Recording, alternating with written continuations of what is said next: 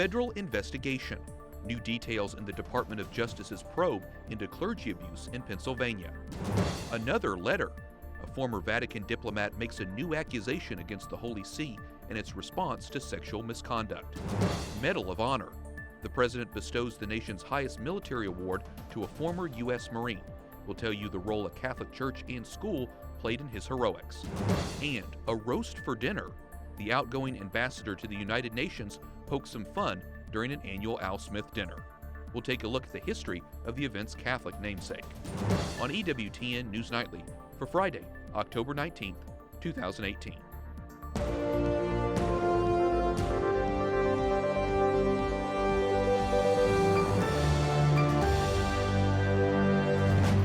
Good evening from Washington, D.C., and thank you for joining us for News from a Catholic Perspective. I'm Wyatt Goolsby, in for Lauren Ashburn. The Department of Justice officially served subpoenas to Catholic leaders in 7 dioceses in Pennsylvania. A report in Catholic News Agency says the investigation is focused on the federal crimes of transporting minors across state lines to abuse them and the production or distribution of illegal pornography.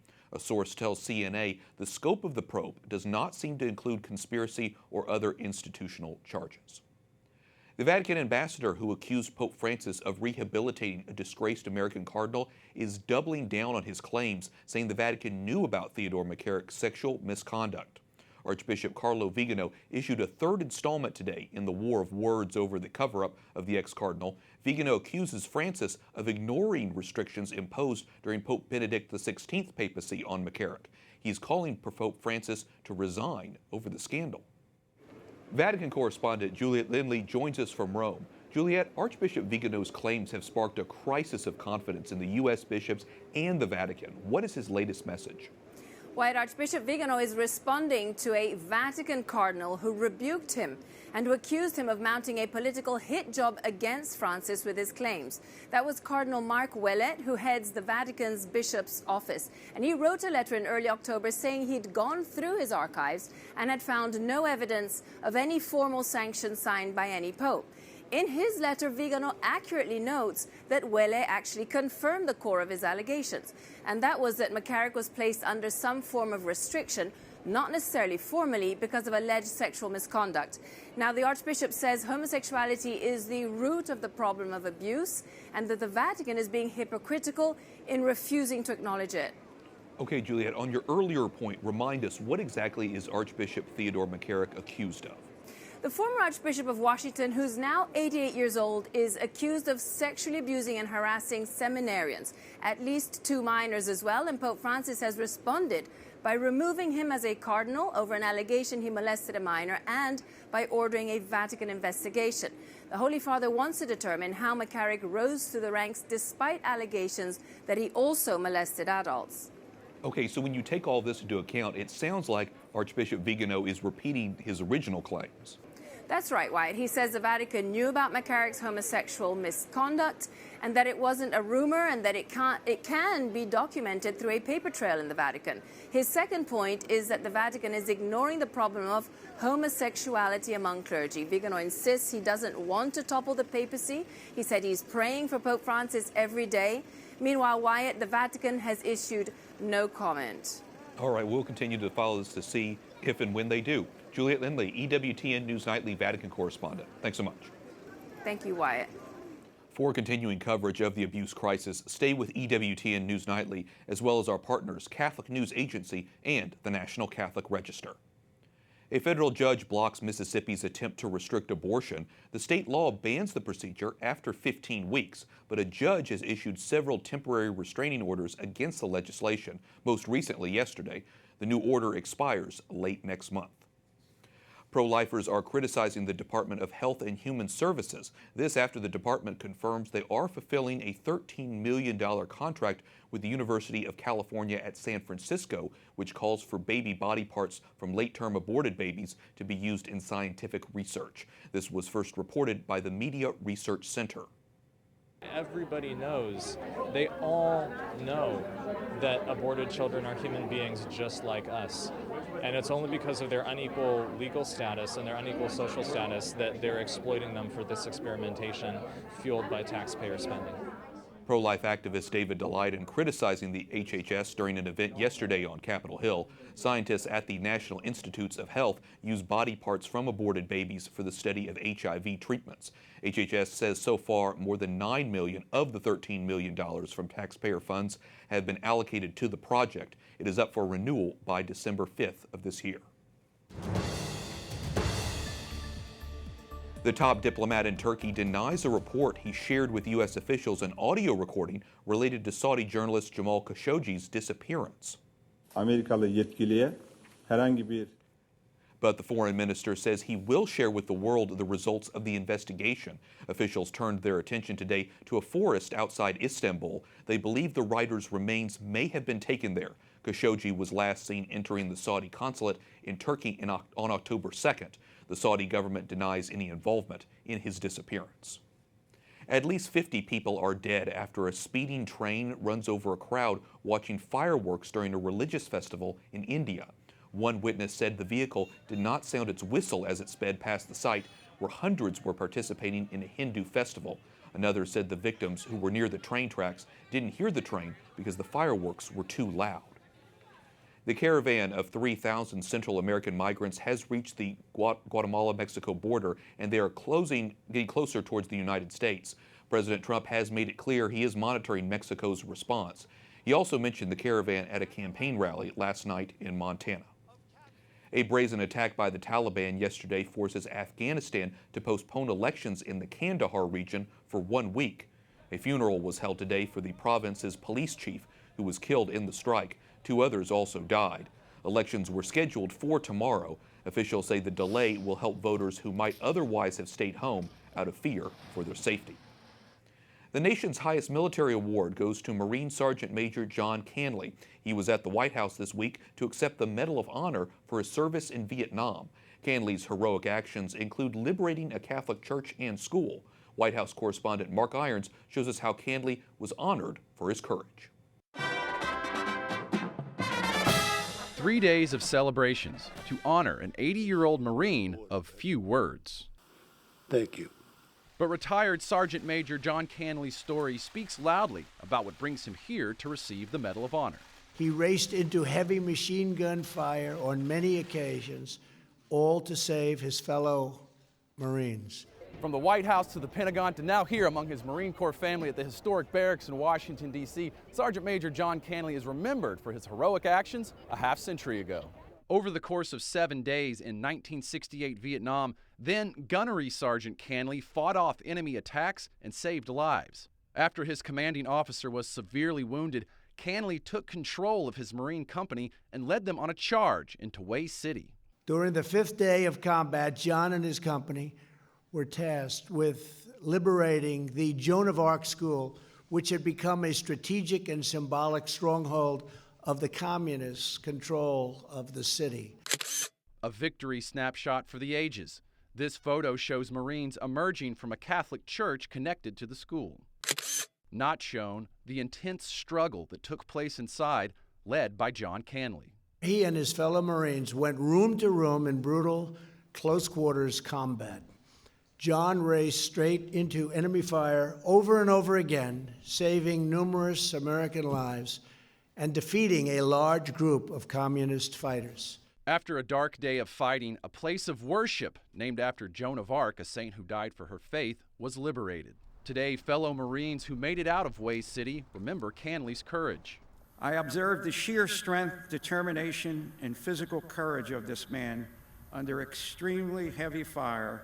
To say we were well led would be putting it mildly.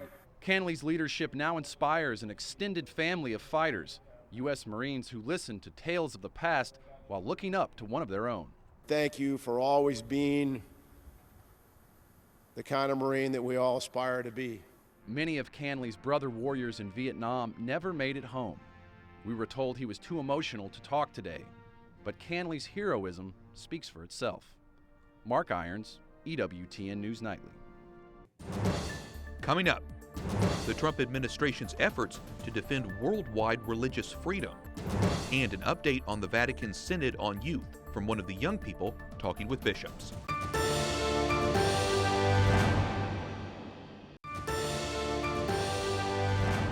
Welcome back. I'm Wyatt Goolsby in for Lauren Ashburn. The Trump administration says they're committed to rebuilding communities in northern Iraq wiped out by ISIS.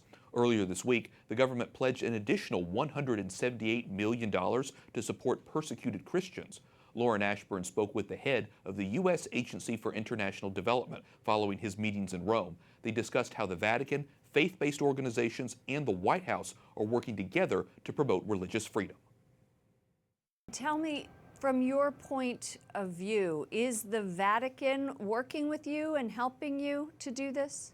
Well, sure. We're working closely with a wide range of organizations like Caritas Iraq, the Knights of Columbus, the Knights of Malta. What we're trying to do is make sure that we're working with groups that are on the ground, not in Washington solely, not in Rome, but those that are working with communities and faith communities right on the ground in northern Iraq so that we can mobilize those resources, get them out most quickly, but also have the demonstrable results. So this visit that I've had here in Rome has been very productive because we've learned a lot, we've exchanged lots of ideas, we've talked about what we see as working, we've talked about what needs are. So this has been an important trip. But recognize that development isn't done in Rome, it isn't done in Washington, D.C., it's done in the field, in those communities that have been suffering, in those communities where we want those families to see their future. Another strong supporter of this initiative is Vice President Mike Pence. I interviewed him, and he made it very clear that the administration is behind this effort. Is President Trump engaged in this? Oh, very much. The White House is very engaged. They truly care about the future of northern Iraq for these communities. We're in touch with them all the time. We're in touch with the Vice President's office all the time. So yeah, this is very personal to the Vice President, to the President, and across the administration.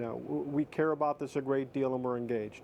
Mark Green, Administrator, USAID. Thank you so much for joining us. Oh, it's great to be with you. As bishops from around the world discuss how to reach young people, our next guest says despite the abuse crisis, the church remains a beacon of truth and beauty. Keenan White is a senior at the University of Notre Dame. She's also a fellow at the Center for Ethics and Culture. The center forms students in the Catholic moral and intellectual tradition through teaching, research, and dialogue. Keenan, welcome to the program. I understand you were in Rome witnessing to the Synod and also bearing witness to the Synod. Explain to us what that means.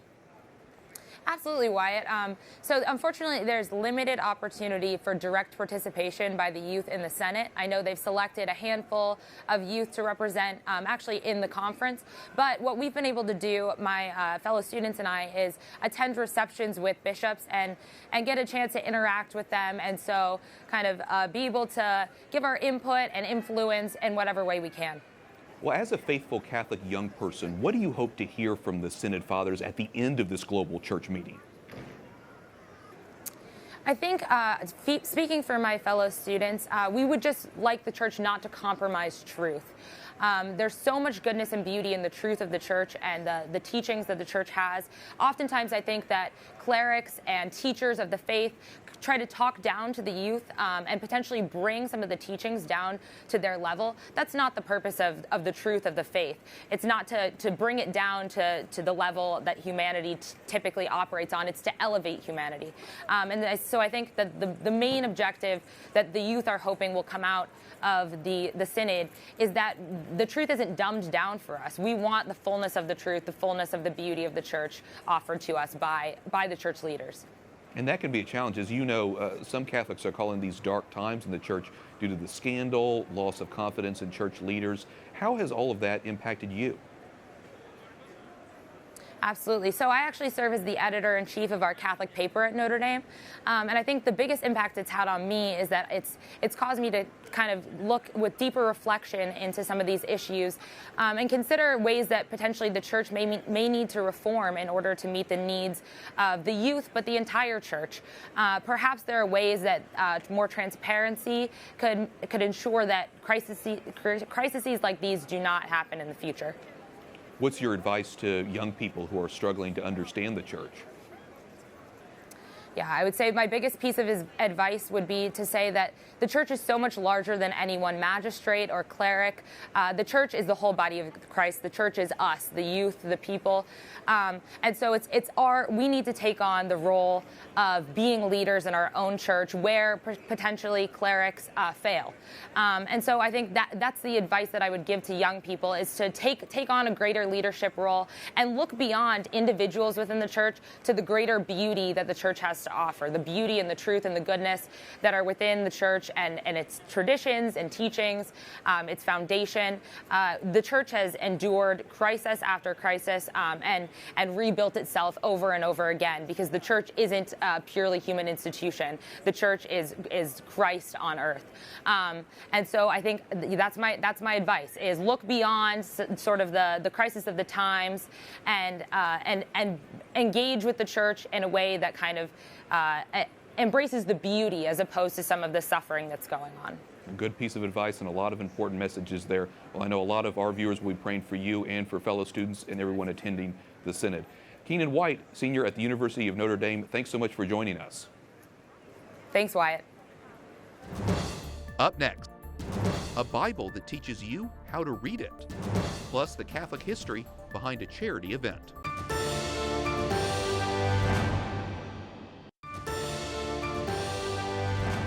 Welcome back. I'm Wyatt Goolsby, in for Lauren Ashburn. A newly published Bible claims to be unlike any previous version of the book. The Great Adventure Catholic Bible was released last month. It features a color-coded timeline to help readers understand how all 73 books fit into the overarching story of salvation history. It also highlights all of the words of Jesus in red. Joining us now is Jeff Cavins, who helped develop the Great Adventure Bible. Jeff, welcome to the program. Why did you want to create a color-coded version of the Bible? Well, we wanted to create a color-coded version of the Bible because it's based on a Bible timeline chart that goes from Genesis all the way through Revelation, a timeline that basically gives you the whole history of salvation history, and it's color-coded according to 12 periods. We took that timeline and we literally baked it right into the Bible to help people to read the Bible in chronological order. So based on those 12 colors, we marked every single book in the Bible so that wherever they're at, they know where they're at in light of the big picture. And a lot of people, they know individual stories, but what we wanted to do is to help people understand the overarching story or the big picture of salvation history. Tell me a little bit more about that. What else is different about this version of the Bible that people will notice when they open it up? Well, I think when people first open up this Bible, they're going to notice a couple things that are different. One is that we took all the words of Jesus and they are in the color red. It's better known as a red letter edition. We also wanted this to be a Bible that people could live in, so we made some extra margin on each page for them to keep some notes, maybe cross-references with the catechism. We also have 21 incredible articles by top world scholars like Dr. Mary Healy, Dr. Peter Williamson, Dr. Andrew Swafford. And these articles will help people to understand, for example, how to interpret Scripture as a Catholic, how to exercise Lectio Divina, how to read and pray the Scriptures in a meaningful way, and how to understand the covenants that God has made with us and how He expands His family. I want to ask you about your background. You were raised Catholic, became an evangelical pastor, then after 12 years as a pastor returned to Catholicism. So tell me about what role the Bible has played in your faith journey. Well, you know, when I was a young man at 18 years old, I had a powerful conversion experience, raised Catholic, had a powerful conversion experience in college, and right away got a hold of the Bible, and I couldn't stop reading it. I was just enthralled, and I wanted more and more of it. It was actually the Bible that really brought me back into the Catholic Church after I had left. I was a Protestant pastor for 12 years.